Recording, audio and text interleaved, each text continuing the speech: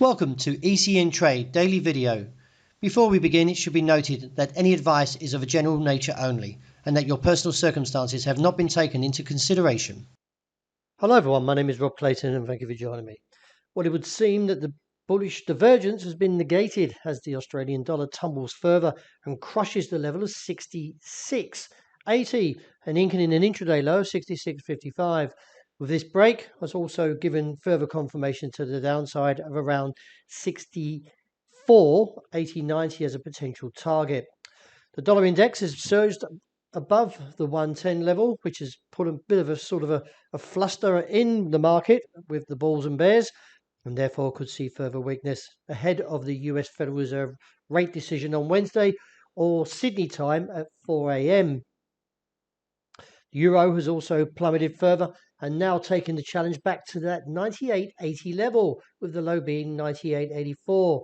Now we do see a break here, and if the dollar index does increase to the upside and goes beyond 110 up to 111 to 113 area, that would put the euro in more of a downside trajectory of a target of 96.4080 area.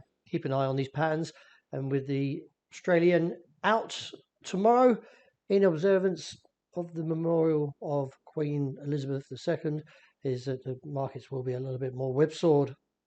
The dollar yen for the market is trying to edge higher, but being a little bit cautious towards that top side around 145. As last week, the Bank of Japan did check rates and there was risk of an intervention, but wasn't reported. Nevertheless, the market is likely to be hesitant there. Eventually, I do expect to see a down test, but we do need to see a break of 142.75 to support the negative case. Further weakness coming back through sterling and negates the dragonfly Japanese candlestick. And from that, the market is now looking towards 111 to 113 as a potential target as the technicals break down. Gold is also a little bit mixed, but trying to claw its way back after recently posting the dragonfly doji, but was rejected by that 1,678.82 resistance. Now we do need to see a New York close above there to give further guidance to the upside. Until then, the downside still remains a risk to 1,635 to 42.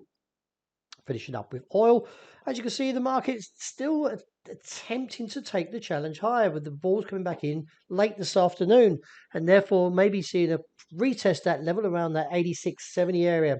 Only a break above there will give further indication up towards 88.